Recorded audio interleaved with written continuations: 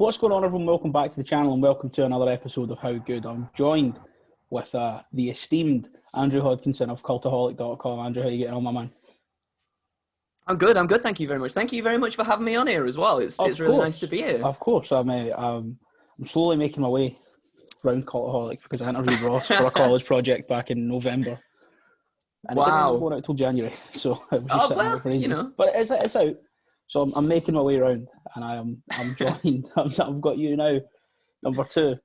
So we're here for another episode of How Good. If you don't know how it works, it pretty much just does what it says. I 100% stole this idea from the parts for known. How good is or is something actually good? I was like, well, they're asking things like, is Edge actually good? Is the Royal Rumble actually good? Obviously. Well, that's it. So we're not here to debate if something's good or not. We're just here to talk about how good something is. And we're here today to talk about the New Day. So I guess we'll just jump into it and ask what your first memory of the New Day was. Were you around watching wrestling when they came up? Because I was away.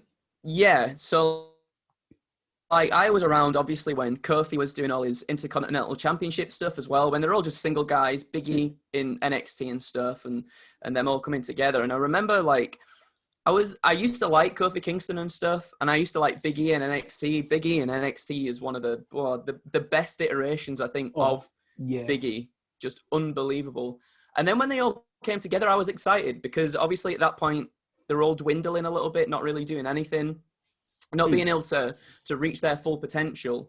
And then when they did come together, the initial thing of like, oh no, maybe this isn't actually going to be that good. And then we get there. We eventually get there. I think it's SummerSlam of 2015. And we get to that moment and it just kicks off and it is unbelievable. Yeah, I think for me, so I've seen it a bunch of times. I moved to Ireland when I was 12 and we didn't have Sky anymore. So I kind of stopped watching WWE. I always came back and I watched the Royal Rumble and I always watched WrestleMania, but I didn't watch WrestleMania 30 because I was at my friend's house to watch it and there was a storm and we couldn't order the pay-per-view. So I missed this weekend. It's the one WrestleMania I've not watched since I was 7. And it was like the most important one. Oh, man. But I was watching TNA and I think I was at a point, I got to a point where I was like, I don't like wrestling anymore. But EC3 still undefeated. And I wanted to see, because EC3 he really wound me up and I wanted to see him lose. And then I think eventually... I think, if EC3 didn't go undefeated for like 3 years, I might not still be into wrestling. And then eventually I found out the WWE Network, got it, and my first thing with New Day is, I knew who they were from, seeing them on Facebook and stuff, but it was TLC 2015 with, the triple threat ladder match when Woods gets off commentary to throw the trombone at, is it Kalisto? Where he's, halfway up the ladder? Yeah. And I remember watching it, because obviously... Oh, my God. I knew who Xavier Woods was from being Consequences Creed back in TNA. I obviously knew who Kofi was. And I knew who Big E was because I liked playing with him on the games. But that was it. And I think I was the same. I saw stuff on Facebook and on Twitter and on YouTube of the New Day when they came up. And they were we're all happy, we're clapping, we've got a choir. And I was it's just another instance of Vince McMahon taking these incredible black performers and going, hey, those stereotypes. Let's put you there. But do you think, out of everyone who's been given what is in reality a really naff hand, a really bad character by Vince, do you think they're the ones that have made it work the most? Because I'm struggling to think of anyone who's maybe Miz, Miz and Morrison, when they had the Chick Magnet t-shirts. Oh, yeah. Oh, that was pretty bad. Yeah, that wasn't great. I probably were the ones that took a bad hand. And at that point, I think as well, just from interviews and stuff, they were like, oh, if this doesn't work, this could literally just be us. Our career is done and over. And they took that bad hand and they just were the most, they were despicable heels, but they were also very unaware of what they were doing as well. And I enjoyed that, they're just oblivious to them being horrible heels. Yeah, I'll always remember it was a talk with Jericho from about a year ago, and Jericho said wrestling comedy only works when the wrestler doesn't know it's funny. Mm-hmm. And it got to the point, there was a point in time where I wasn't bothered with R-Truth. All the My Bad stuff really wound me up because it was going on for too long. Yeah. And it got to the point that, like, the character of Truth became aware of what he was doing, so it stopped being funny. I know you look at R-Truth now with all the 24/7 title stuff, the character of R-Truth is taking it so seriously. And that's one of the things for the New Day, is there was that time live on Raw where Woods implied that he has sex with a trombone. Yeah. And I went to Raw in Glasgow, and they came out like dressed in like kilts with like the Braveheart face paint, and Woods was trying to play the bagpipes. And it was just, it's one of those things, like you said, I think out of everyone who has been given like a bad hand, they've just went, realistically our careers could be over if we step out on our own, but at the same time our careers could also be over if we just put up with it. So we may as well just fire on. So at what point for you were you like totally sold on the New Day? Was it when they won the tag titles at SummerSlam? Was that the turning point? I think it was, because before then, they just, I don't think they really did it for anybody, because like you were saying, there were the whole clappy, happy, like doing all this stuff, and it didn't gel. It didn't feel right. But when they started to embrace their actual personalities and put themselves into the characters a bit more, like let themselves loose. And I guess that was also from them sort of being dealt a bad hand and just thinking, do you know what? Let's just go for it. This could be our last run. Like, as wrestlers, let's just go for it and see what happens. And I think, when they won the tag titles, it was that was just the turning point, I think, for them. They were just like, well, people are behind us now. Let's just go almost into just ridiculous territory with doing just whatever they felt like doing. And I enjoyed that so much. It was so entertaining because you never knew what was coming next, like the next week. What would they do? How would they come out? What are they going to throw out into the crowd? What are they going to say? And like wind people up with, like all that kind of stuff. That was when it definitely turned around for me. Yeah, when they won the tag team titles. What about for you? I think so. Mine was weird because I came in when they were already, like, when I started watching again properly, they had won the tag titles. Like I said, my first experience of actually watching them was that ladder match where Woods throws the trombone. But it got to a point after their big, long, like, record-setting reign where it kind of felt like they were stagnating. Again, this was before they got traded to SmackDown in 2017. And I remember then, just after they'd, like, crossed the threshold and become the longest reigning champs, and then I think they lost it literally the first show after they broke the record. Yeah. I was just like, okay, that's cool, but it's whatever now. They've done the thing that they've been building towards. What's next? They've wrestled everyone on Raw a million times. And they kind of turned face, but all the other teams on Raw were faces, and it was weird. So I was a little bit not fed up with them, but I was like, you need to do something, whether that's break them up, which at the time was a possibility. And it got to a point I thought it would never be, or move them to SmackDown. And I think as well, when they moved to SmackDown, they took some time off to recover injuries, and that was when the Fashion Files picked up. Yes, yeah. So you had all this silliness going on in SmackDown, which then when they came back, didn't make their silliness feel out of place, because at the time, when they were doing all the stuff on Raw, it was like SmackDown Live, Land of Opportunities, Dean Ambrose, and AJ Styles. But then I think when they came to SmackDown, I went back to the way that I felt about them at first, and haven't looked back since. Because it is one of those things, they know what they're doing. And like I say, even if they go out and they have no clue what they're going to do that night, they know that they're capable of making something out of it. So I guess, what's your favourite New Day segment out of all of them? Ooh, my favourite New Day segment. Because I have a couple in my mind. If I could go through them, if I could maybe go on. You kick it off, and then I'll. So the rap battle with the Usos was great. Oh, yeah. I don't know how I completely forgot about that, but that was unbelievable. That is one of the best segments in wrestling, I think, ever. Yeah, the rap battle with the Usos was great. I also love the celebrations on the Raw and SmackDown after Mania 35, where Big E just surprised them by hitting the splits for no reason. Yeah. And there's that photo of like Woods on the ground making sure that he is like entirely level. Yeah, just down. Yeah.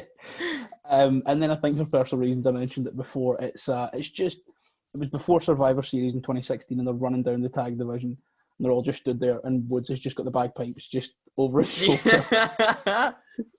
So those are three that would stick out for me. But I think if I had to pick one, probably the title celebrations, the 2 nights after Mania. Those are fantastic. I think you nailed it right there. I think the rap battle is phenomenal, and they absolutely dominated the Usos as well. You were like, oh, Usos are going to be really good in this, and they weren't bad. They weren't bad, but they were like nowhere near the level. But then they had that one line about keeping it PG, unlike Xavier Woods, because this was at the time that all the stuff was coming out about with all that stuff that I don't really want to mention. But like, yes, the New Day had dominated it all, and then the Usos just come out with that, and you're like, oh, this is outrageous. I think as well. Oh, it's kicking off. I think as well. It was like, was that the 4th of July episode? Because they were all dressed in like the American flag. Yeah, because like, someone had a top hat on. Yeah, they were. Oh, yeah, I love them, and as well, I think they've done a lot for this sort of mainstream revival that wrestling's had over the past few years, and I think it's because I know we're not entirely qualified to speak on it as two white dudes, but growing up historically, but I mean, before Kofi Kingston, there was only ever one black WWE champion, and that was The Rock, and everyone is quick to call him Samoan first because I guess Samoan wrestlers are more marketable in the eyes of Vince. Yeah. But it's with like them being friends with Wally, with Kofi winning the title. I think they've done a lot for like this mainstream revival. I know Big E's voicing a character on like Adult Swim. Up, Up, Down, Down was the most subscribed celebrity channel until Jack Black got on YouTube. So do you think they do as much, or do you think they do more or less for the perception of wrestling than people think? I think they do more, and I think because of their contributions to other things, obviously like Xavier with Up, Down, Down and video gaming in general, and Big E trying to get like the Black Lives Matter message across and stuff like that. I think they do so much more, and I think them being active in those areas as well is such a good thing for them, and it's also a good look for wrestling where you've got Vince McMahon, typically a conservative guy. Say the N-word on pay-per-view. He's not a good man. He's not a good man.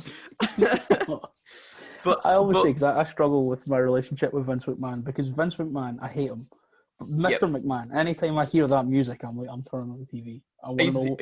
I want to know what this mad pensioner is up to. Yeah. Finding out that jacket someone found in a charity shop has like a 52-inch chest. It's unbelievable. That's like, I don't even know. I wear a 34 trouser. Like that is like, that's nearly 2 pairs of jeans. Like that's. I'm waiting. He's going to have one more match. And we'll be surprised. It looks like a wrinkly old... It looks like he'd be a wax melt under there now. But he's going to take off that shirt, and he's going to be so jacked. It's going to be it's going to be amazing. He was on the Muscle and Fitness cover at like 75, was he not? Yeah.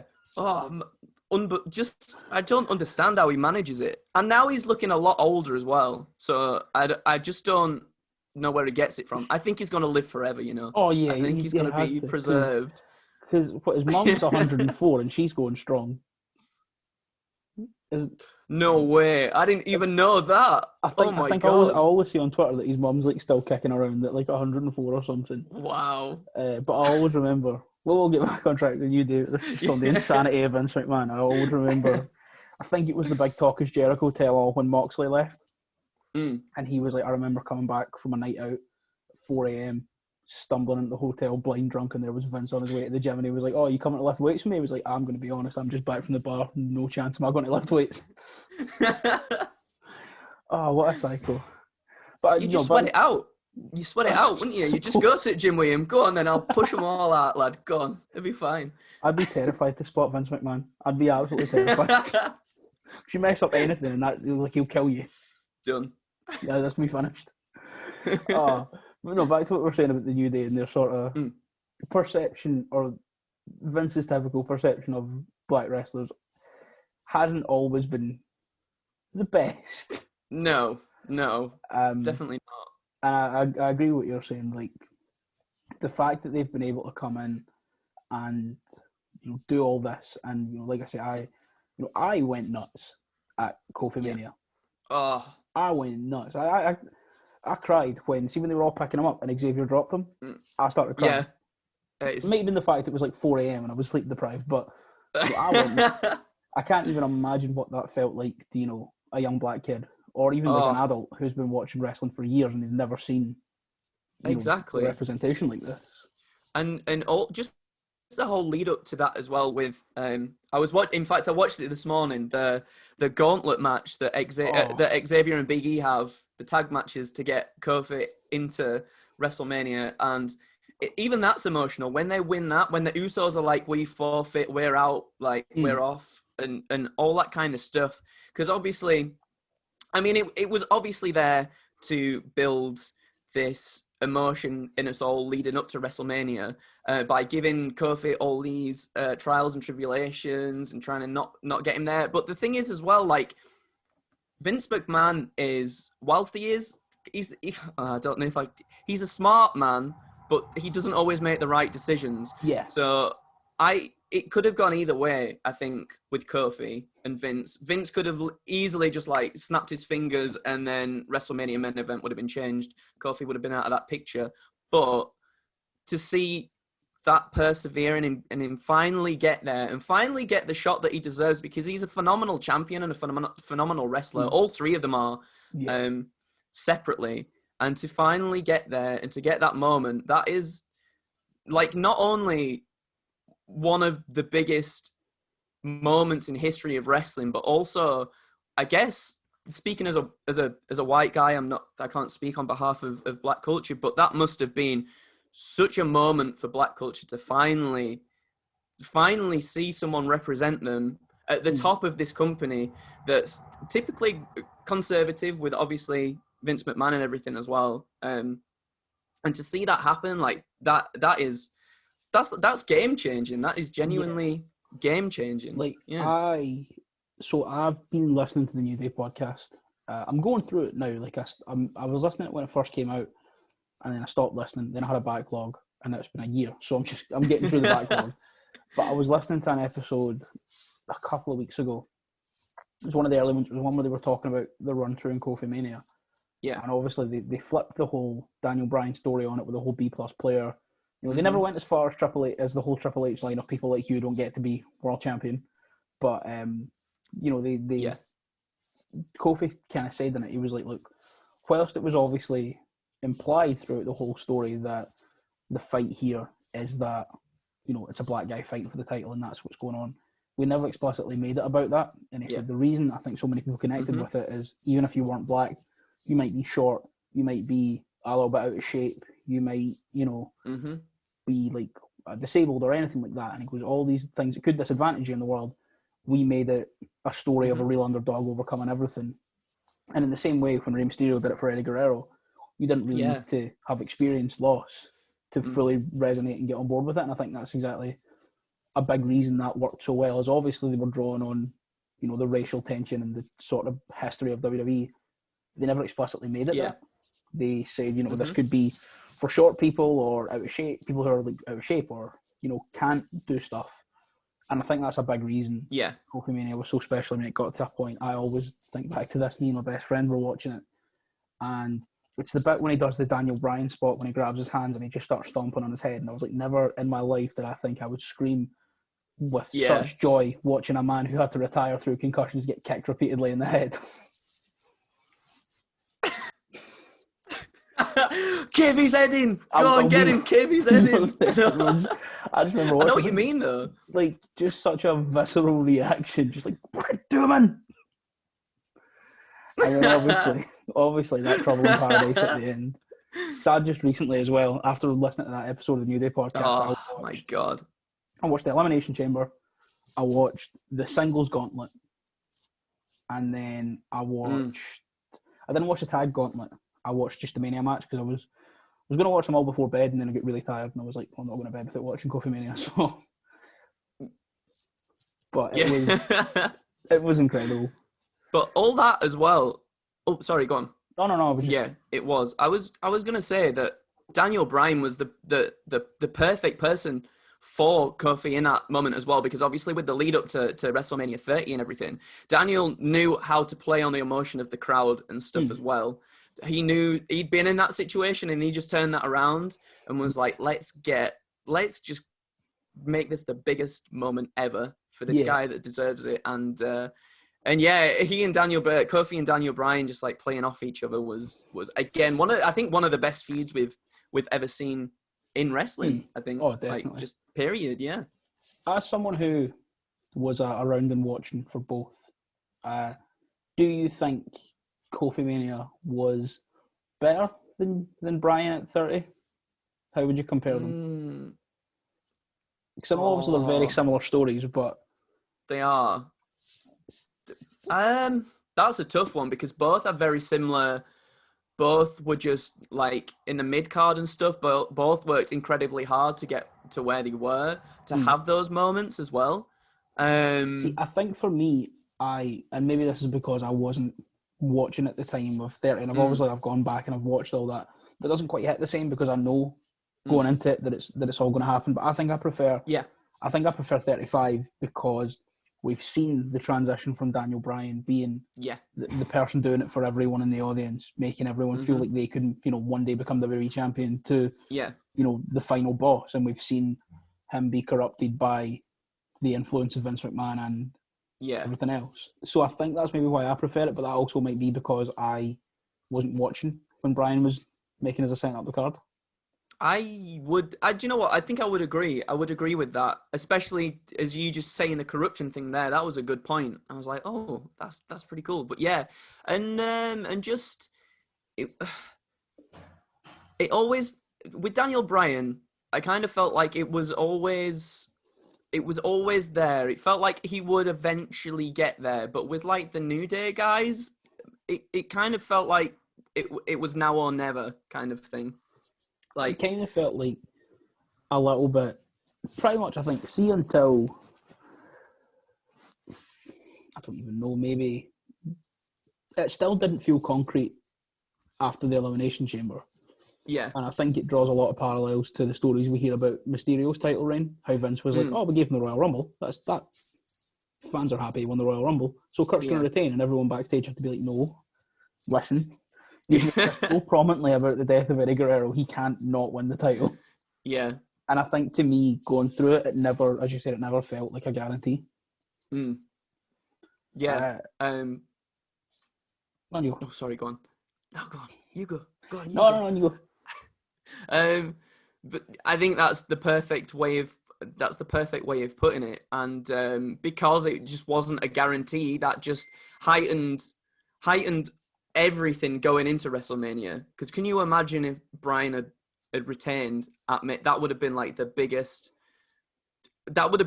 mistake I think WWE could have ever made if they'd gone back on the word there. The only thing and not I think had Kofi be the champion could compare the reaction to is, was it TakeOver Cardiff? NXT UK TakeOver Cardiff with Tyler Bate and Walter in the main event. And that's such a good match. It's amazing. But you know how like I think Tyler kicks out the powerbomb at 1 and everyone just gets up and then it's just one big lariat and he kills him and he's dead. And then all the atmosphere is just sucked out the room because no one knows what's happened. I think it would have been like that, but for all the wrong reasons. Yeah. Because everyone came away from that and everyone was like, oh, so that's like the best finish time match I've seen in years. But if that had happened, everyone would have been like, oh wait, they've done all this build to just have Bryan retain the title. Yeah, it would have been a bad move. And you know, his reign, Kofi's reign sadly wasn't the best. I don't think they give him a good chance to do anything. Obviously with Brock beating him so easily and then not really ever getting a shot again sucks. But the only thing he got really was being the first person to last 90 seconds in the Rumble while Brock went on his reign of terror, and that was the only sort of payback he got. Yeah, which is a shame. Yeah, I was so upset when Brock. Like, don't get me wrong, I think last year's Rumble was amazing, but Yeah. watching it live through the first half of it. Now knowing what happens, that first half of it makes it such a good Rumble. But being there at the time, I was like, Brock's just. I got to a point when he'd done like 12, and there'd only been 12 people in, and I was like, oh, so he's going to go 29 for 29. Cool. Yes. But I suppose to bring it back to the New Day as a whole, what are you making? I say bring it back to the New Day as a whole, but what did you make of the splitting them up? It felt like a bad decision at the time. I wasn't behind it. I was very much like, why would they want to do this? I think as well, like watching the Big E documentary, also Watch that actually. Oh, it's really good. It's really, really good. Watching that and hearing him talk about it was like, it makes so much more sense. Like to us as wrestling fans, when they break up the New Day, that just doesn't make sense. But then it's like, no one's going to turn heel on anybody. That's what kind of, I think a lot of us thought. I thought someone's going to turn heel and that's going to be it for the New Day. See, I was sort of, because like I said, that time when it kind of got stale around WrestleMania 33, maybe in 2017, around about the time of WrestleMania 33, when it was kind of getting a bit stale, I was like, okay, so Big E just jumps them. And that was at the time they were still pushing 205 Live, and I, in my mind, was like, we could just put Xavier on 205 Live to give that a massive rating spike. And I was like, this is the perfect time to do it. And then they didn't. And as it got on more and more, you just kind of realise there's no way that you can ever split them up. I don't think, and that's the thing about them as well, is that like, no matter where one of them goes, so Big E, Big E's such a big personality on his own that he can just represent that team as a singles competitor. Like I think all of them can do amazing things as singles and still be within the New Day. They don't necessarily need one another because their personalities are so larger than life. And it's so nice when we get a pay-per-view and we see them come back together and they have like a segment and stuff. Like we saw with the Brody Lee, like all the ring gear and everything, like them guys being together and stuff. And I think it's good to have them go off and do their single things because they deserve to do that. And I can see Big E being a world champion very soon, like without a doubt. And it's nice. It's nice that like Kofi and Xavier, or if it was the other way around, like they give each other the blessing to go and do that as well because they support each other. And I think that's the main thing, is that they're just so supportive of one another that, yeah, I'm just rambling now, but yeah. No, you know, I get that because I try and watch WWE. I think from my own channel, I cover Impact and AEW because I think they're, you know, they're fantastic week in, week out. And I try and watch SmackDown. Yeah. I've given up on Raw. I gave up on Raw a long time ago. It don't matter about that one. No, it's that one. I gave up on that a long time ago. But you know, every time I watch SmackDown, Big E's doing, you know, amazing things, having these great matches, which we all knew he could, but I feel like a lot of people maybe forgot it. And you know, for me, if I had to pick a favourite member, I'm an Xavier Woods guy because I was a TNA kid. I'm so glad you've said that because me too. I'm just waiting for him to get his singles run. He is by far my favourite. He's so good. He needs King of the Ring. He needs that King of the Ring. That's what he keeps pushing for. Oh my God. I would love that so much. Because I think he's always said about how he wants his singles run to perfectly mirror. I think it's the Here Comes the Pain story, where like you win King of the Ring. Yes. Like, his gear is what he used. Like a lot of his gear, he's had made up of stuff he wore on Here Comes the Pain as a kid. And, like, with the boots that curved the toe, that was like his thing. Oh yeah, that's so good. And he keeps talking about how he wants to win King of the Ring, and he has since he was like 8 or however old he was when that game came out. But you know, I think he'll get it one day. But like what they're doing now with Retribution they're feuding with right now, isn't it? Yeah, it is. Yeah, I think. Unfortunately. It's I'm so glad. I mean, I'm not glad that Retribution exists because it's just put such a low ceiling on 4 incredible wrestlers. Maybe not Ali. Exactly. Maybe not Ali, but the other 3. But I'm so glad they got Mercedes Martinez out. Yeah, she's gonna thrive even more now back in NXT than she Yeah, ever would have done. I feel bad for Mia Yim. I yeah, feel very bad for Mia Yim in this situation. Also, Dijakovic as well. yeah. Oh, after And he's Shane Thorne been as doing well. all the I'm a big matches. Shane Thorne fan, Yeah. and they've just kind of been left aside. But I do think the stuff that Woods and Kofi are doing is great. But if WWE do ever decide to bring back King of the Ring, and if they don't Come on. put it on Xavier Woods, I'll be upset. So my next question was going to be, who's your favourite member? But now we know we're on the same page. We're two Xavier Woods Woods. guys. So I guess we'll go. What's your favourite match? Your favourite New Day match? Ooh, my favorite. Again, I think the tag team gauntlet. I mentioned it earlier. The tag team gauntlet match, because it gives Big E and Xavier time to shine, and they're really good. They're dominant as anything in that match as well, and it's not just like their dominance, but also their storytelling with one another. Like all the chemistry they have with every single team in that match is phenomenal. And you get like the stuff with the bar in there, and then they're like they powerbomb Big E through the table, and you're like, oh, this is it, it's done. Like it's not going to happen, is it? Yeah, And then the bar was so good. yeah, oh my, just anything like all their stuff with the Usos as well is fantastic. Like their matches at Hell in a Cell Yeah, I were think unbelievable.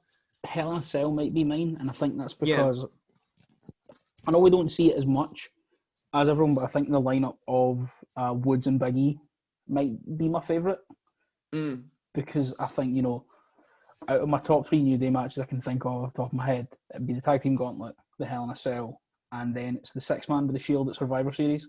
Oh, that's a good pick too. That's a really good pick. But it's just that thing. I think Woods and Big E have such a fantastic chemistry that, and I know they all have a great chemistry, but I like the clash of styles with Woods a wee bit more than the one with Kofi. Yeah, I think I just feel like Woods is very underrated. I feel like Woods doesn't get enough. Something happened with my headphones there. I think Woods is just so underrated. He doesn't get the recognition he sort of deserves. I feel like sometimes he gets pushed to the side a little bit, but his in-ring ability is on another level. Like the stuff, even in the matches he's been having with Retribution recently, like some of the stuff he pulls off is ridiculous. It's so good. I don't remember what match it was in. I have a picture in my head that it was SmackDown Live, like on an episode of SmackDown. Do you remember when he did? You know how he does like the sort of rope walk, elbow drop? Oh my god, yeah. The one where he went like 3/4 of the way across the ring. Oh, unbelievable! Yeah, that's so good. Like, he's so good. Also, finding out, listening to him on maybe an old episode of like Superstar Safe Point when he was talking about coming up with his finisher, he used to just like sit in like the spare room in his house and like try and like flip up from his head, just learning how to do it like on a wooden floor, just in his house. It's so good when he does that, and then he goes for like the the lariat clothesline thing. So good. So, and as well, another thing that was just finding out that when he got his like curved boots, he found that he couldn't do suicide dives through the top and middle rope because his feet would catch. Yeah, So he added a move over the top specifically so he could still have a dive. I think he's definitely the most underrated, but also one of the hardest workers in wrestling. When you hear like the stuff he's done, like he's like, I'm not compromising how I want to look. I want to look daft with the big iron sheet boots, but I still want to go do moves to the outside, so I'm going to learn to flip over the top rope so I can still do it. Yeah, I think that's one of the good things about the New Day as well, is that they just don't compromise.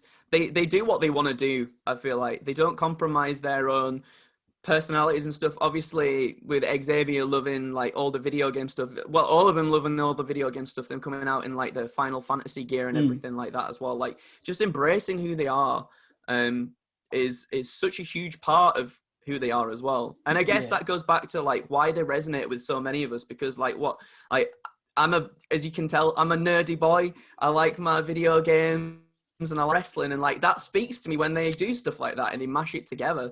Yeah, I'm the same. I mean, like we said earlier on the point of the Kofi Mania, we can't relate to what I think the most obvious undercurrent of that story was, but we can relate to a lot of the stuff they say about, or all the other things that were implied with it. And I think Woods coming out. I think he's was it G4 or something, some like video Yeah. game network. Yeah. I don't know. I'm not entirely sure what it is, but it's something to do with video games, and he's got like a thing on that. They're in Gears of War. Oh, that's really cool too. Yeah, that makes me as a PlayStation guy upset because I just want. Do you know that Batista's in the new one, and you can Batista bomb? You can Batista bomb aliens, and I just want to. Batista bomb I literally bought. I'm a PlayStation guy as well, but I literally bought an Xbox just for Gears of War for them. Which is how much I like the New Day. Yeah, I can respect that so much. I went. This is a thing as well. When I went to Raw in Glasgow, I bought 2 T-shirts. I went specifically wanted. I know the League of Nations were crap. I know. Yeah. Or not, but they've been gone at this point.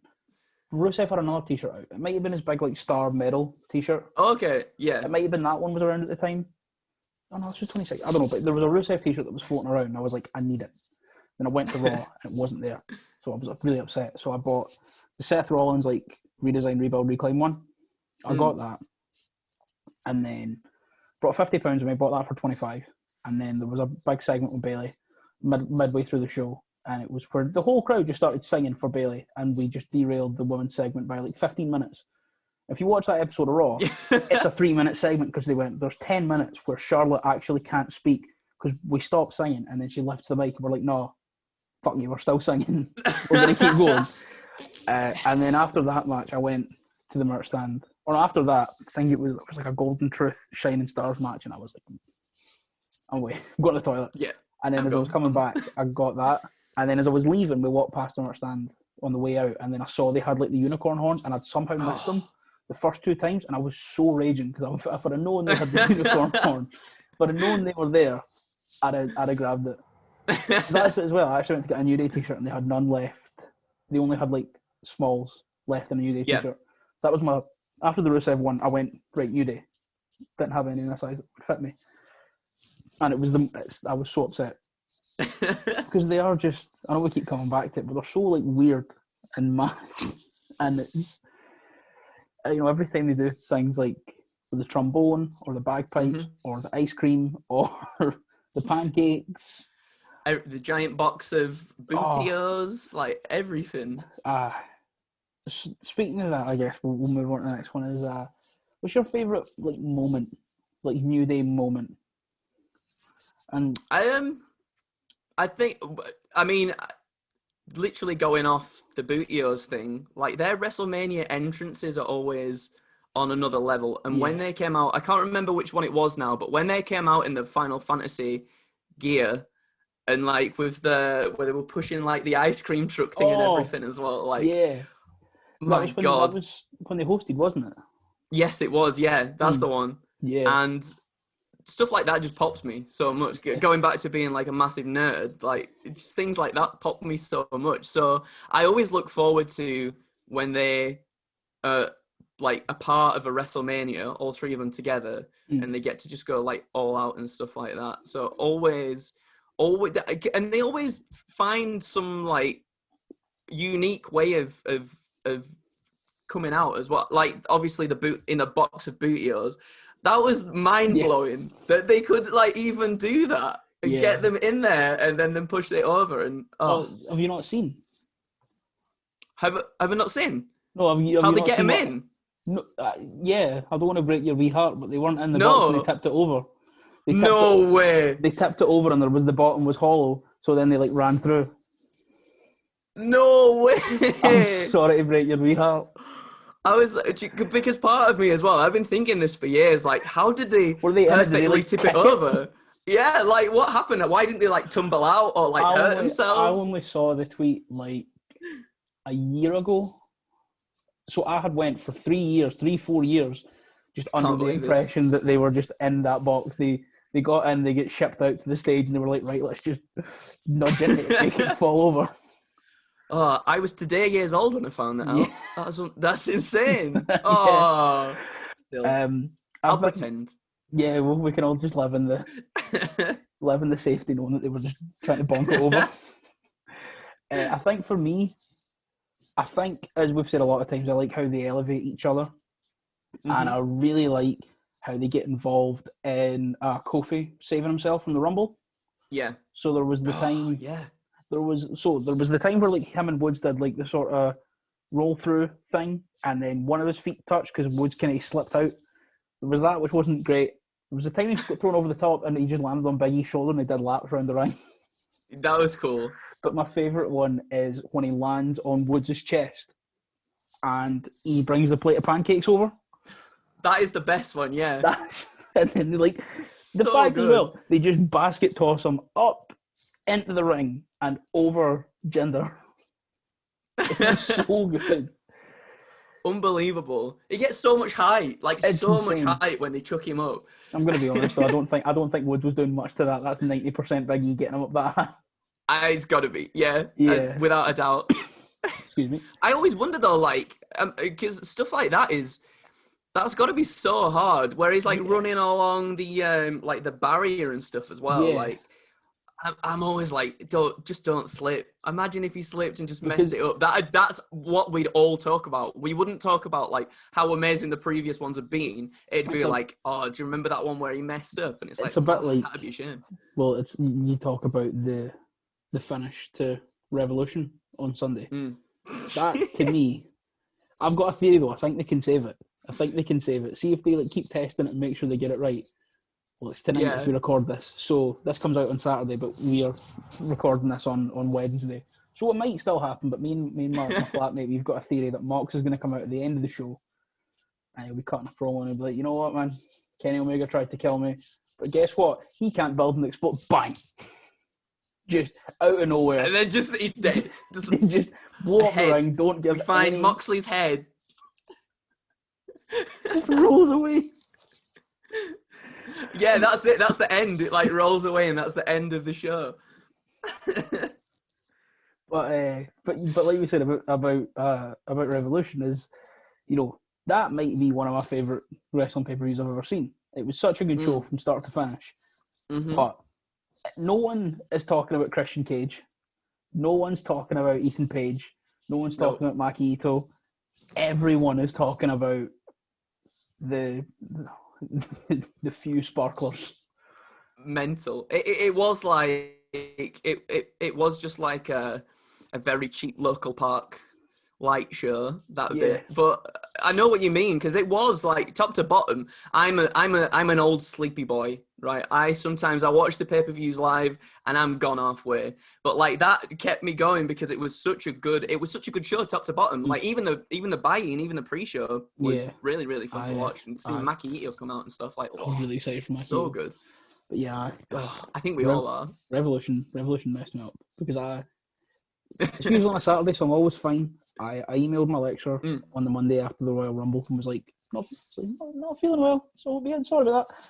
Emailed him on the Sunday afternoon to make sure I was fine.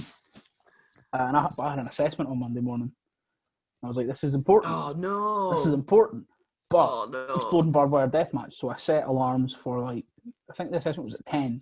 So I was like, I've got 5 hours. I can get a nice quick 5 hours in, get it done in an hour, go back to sleep for another couple of hours, be fine. I woke up at 1:30. Oh, no. Oh. What happened?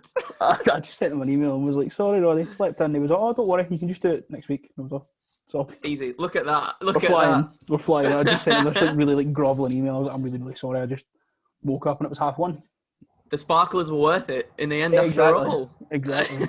But no, I think every time that Kofi does something,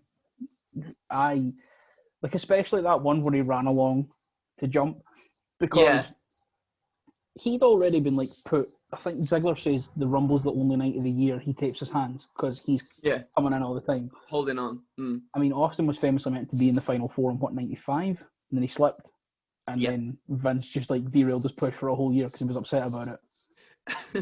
But that one where like Rusev puts him on the barrier and then just like knees him a bunch of times and then leaves. He's like having to run, but then there's all the sweat that'll have like sat there from him being in the Rumble like 20 minutes. And because you can practice that a million times and make sure you've got it down, but every time he's practicing that's going to be dry. Exactly. And then you've got the pressure of it being live as well, which is even worse. You've got the pressure of people being in the arena, like everybody's eyes are watching you. Because that's that is the big Royal Rumble moment, usually, isn't it? Is like, what is he going to do? And everyone's paying attention in that moment. And that has got to be so much pressure for him. But he pulls it off every single time. Yeah. It's insane. Yeah, I think the ones before the New Day were great. Excuse me. I think the handstand one, the walking on his hands one, the very first one was great. So although he slammed so hard on his knees on the steps, like it's brutal. But, I mean, like I said, the best one has to be the basket toss for the pancakes. I think that's my favourite one as well, without a doubt. As well, now that I think about it, do you remember the the stuff they were doing with Carmella for the Mixed Match Challenge when it was her and Biggie? Yes, I do remember. Just like running, like doing like a Rocky training montage for no reason. It's so good. Like feeding a pancakes and stuff as well. Like, it was amazing. As well, I've just thought it was 2018 Rumble as well, I think. The one with the pancake save. Where like Heath Slater got like knocked out by everyone on his way to the ring. And then Big E comes out at like whatever. And he runs and he just pulls pancakes out of his singlet and just force feeds them to Heath and gets them. Oh, it was grim. But it was. I wonder if because he pulls them out sometimes and throws them at people in the crowd. I wonder if anybody actually just like goes, I got it then, and just like eats it. I wonder what that's like. There has to be someone, surely. I mean, somewhere in the dark web on the forums, there'll be like some sort of Biggie, I don't know, some weird like little fanfic thing. You need to jump on the official Cultaholic Twitter and ask. Big audience on there. We'll get him on. Massive interview. Breaking news. Breaking news. Somebody from Idaho ate a Big E jockstrap pancake. We have them here. They're in a ward now. They're in like some psychiatric ward, just traumatized forever. We're on Zoom. We're on Zoom with their doctor. Yeah.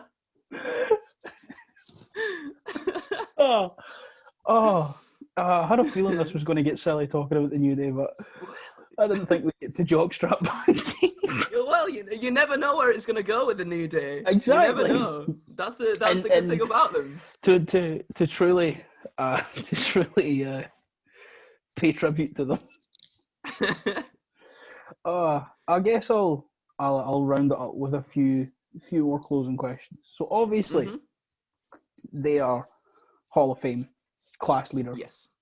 Obviously, Kofi Kingston is a Hall of Fame class leader. Do you think the other two have merited enough in their, or can, if they haven't already, merited enough to make it on their own, so that the three could become two-time?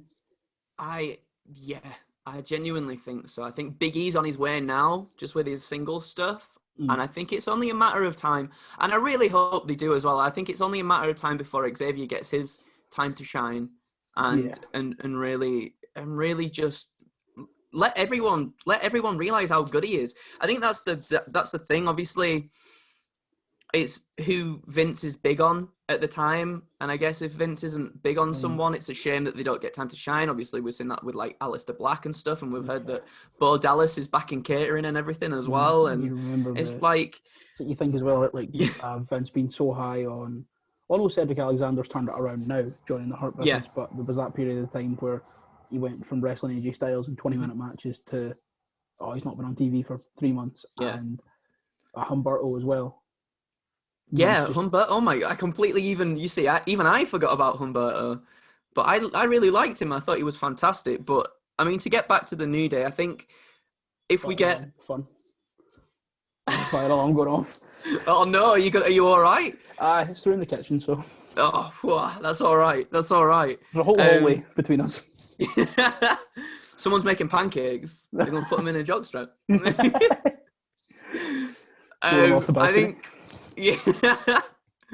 think I think it's only a matter of time before Xavier gets his time to shine, and it would be a crying shame if he didn't as well. Obviously, we like I was saying, we kind of saw it a little bit, even though he was in the feud with Retribution when Kofi was injured and wasn't on TV for a little bit, so Xavier had to fend for himself and stuff. But I think the contributions as well. I mean, obviously, like I was saying, Xavier with Up Up Down Down. His contributions to just video gaming and the platform of WWE as a whole, the guys with the New Day podcast and stuff, and Big E. I can't remember if Big E was like making a cartoon or something as well to really propel the Black Lives Matter stuff. So he does. So he's a voice actor on a show on Adult Swim, but what he's doing right now with Our Heroes Rock, it's like that's the one. It's like I think it's a virtual museum of Black American history, because there are some sections of America where parents are calling for Black history to be optional at school, so their kids don't need to learn about it, and which is outrageous. Awesome, it's outrageous. It is outrageous. I mean, we don't even get taught a lot about it as it is already. I think for people to be calling. I was kind of lucky because I spent my teenage years living in Ireland. And in history for the Leaving Cert, what it is in Ireland, it's you do like a world history thing, contemporary Irish history unit, and an Irish history unit from before 1900. So we learned a lot about like the civil rights movement in America, and then like the civil rights movement in Northern Ireland with the Catholics and how they were heavily influenced by Martin Luther King and stuff like that. So I was lucky enough to be taught a lot about it. But it's wild that in the country that all of this took place, people are making pushes for it to be optional. Yeah, it's not on. It's really not on. Like I was saying, especially in England, we don't really we just don't touch upon stuff like that, and it's really important too, because I mean it's a part of history, and we should learn about how we've got to where we are now, and how, I mean, despicable the human race has been and still is as well at the same time. You know, we've got a long way to go, but hopefully we're on the right track of getting there. And it's people like Big E that really push for stuff like that. And we should all back that as well, because it's really, it's insanely important. It's insanely important. But with their contributions to everything, obviously Kofi being the WWE champion and being a phenomenal wrestler as well, I think they'll definitely... I think they'll definitely all get in the Hall of Fame. I think as well with Kofi, he's like the biggest celebrity in Ghana. People, I remember, I can't remember who it was. I think it might be Matthew on the Cultaholic podcast actually talking about he went to uni with a fella who was from Ghana, or he was mates with a fella from Ghana or something like that, and he had he was watching a Kofi Kingston match. This guy was like, "Oh, that's Kofi Kingston." He was like, "You don't watch wrestling?" He's like, "Yeah, I know." He's like the biggest celebrity back home. Wow. Yeah. So that's so cool though as well. That's so cool. Definitely. I guess to round it off, we'll have one more question. We'll make it a nice wee wrestling based one. Out of everyone in WWE, we'll go a two-parter. So of everyone in WWE and then everyone in wrestling as a whole, what are the tags or the trios matches you'd like to see them be in? Because I feel like everyone wants to see them against the Elite, but I want to see Big E and Xavier versus the Motor City Machine Guns. That's the one I want more. That would be phenomenal. In fact, you know what? I think anybody against the Motor. Oh, go on. But now, because I know that Shelley is off of Impact TV because he works as a physical therapist, and he's not comfortable going back to wrestling until he's vaccinated. So he's just taking time off from Impact, and Chris Sabin's hanging out with James Storm now. And I do think they're going to go into a 3-man unit when Shelley comes back. Storm, Sabin, and Shelley versus the New Day. Give me that. Oh, give me that. Anything. I think anything with the Motor City Machine Guns is a must. Yeah, without a doubt. And them two together, because they're so high impact. Both teams are so high impact. Even though Big E is a big boy, he can go. He can do the good things, and that would be good. Like you were saying, the Elite would be would be fine. I mean, I feel like it's one of those things. It's been teased for so long, and You know what it is? It reminds me a lot of the Young Bucks and FTR last year. It's a great match. Yeah.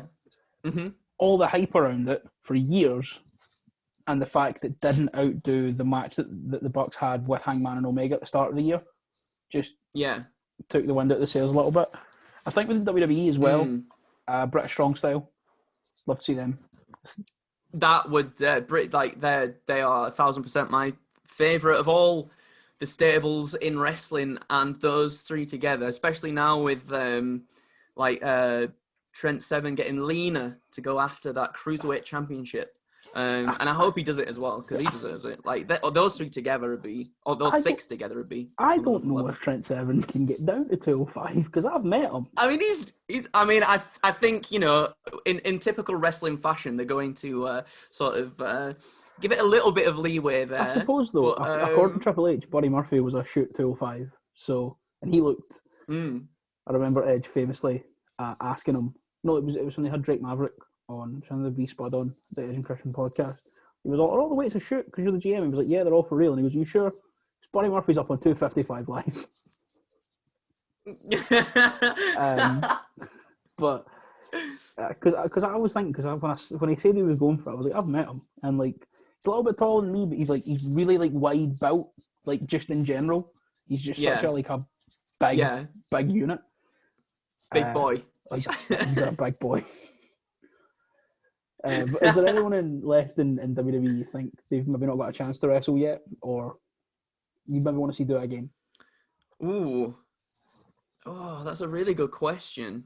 Like, thinking about it, I mean, I would have liked to have seen them do something with maybe not Retribution, but maybe something with like Ali. I guess the people they don't really utilize that much on TV, so it would have been cool to see, like, because we've seen Ali, Ricochet and Aleister Black as a tag team together doing like trio stuff.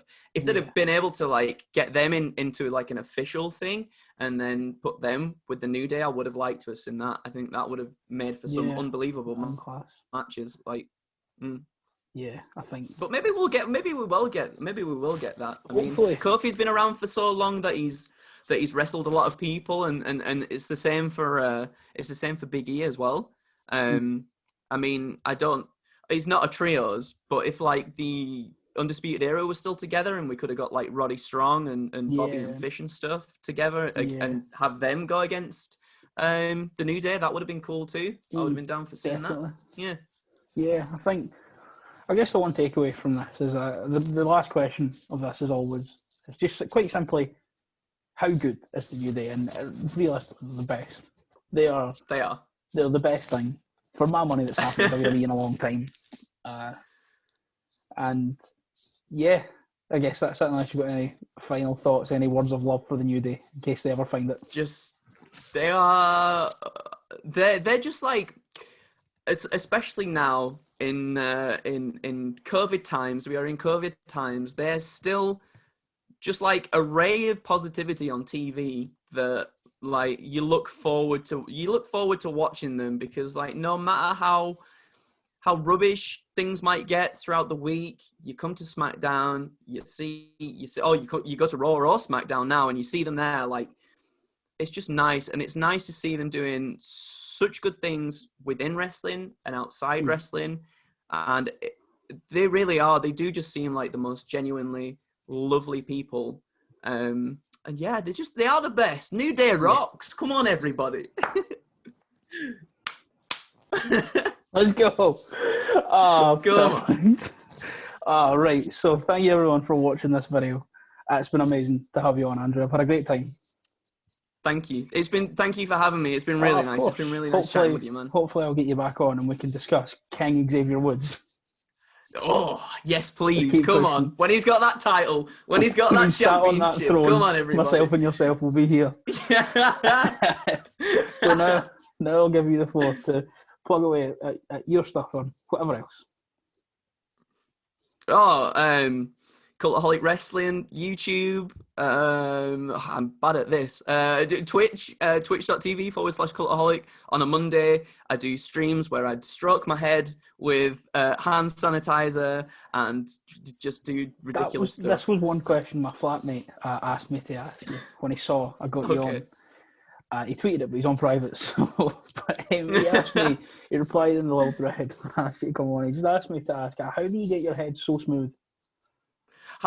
It's literally just it's just shave. I just shave it down. It's not like it's because my hair is very, very blonde, or what I had was very, very blonde. So when I shave it, it looks like pretty smooth and like pretty pristine. But actually, there's like little tiny hairs just knocking about, and it's like a matte finish. It feels quite nice. I can't lie.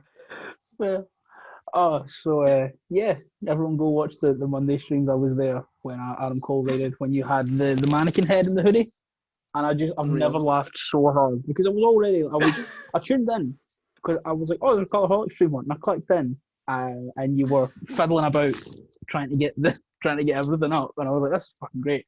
I then just looked at the chat and I saw that Adam Cole had raided, and I was like, this is even better. Couldn't believe it. One of my favourite wrestlers as well, and that happens at that moment. I was like, what have I done? What have I done? I can't believe this is like my first interaction with Adam Cole. But there you go. That's what you can expect on the Monday streams. Yeah, exactly. The Monday streams, I can testify of. They're a lot of fun. Thank you. Yeah, so everyone, thank you very much for watching. I will leave all of Andrew's and Cultaholic's links in the description along with my own. I really hope you enjoyed the video, and I will see you in 2 more Saturdays time for another episode of How Good.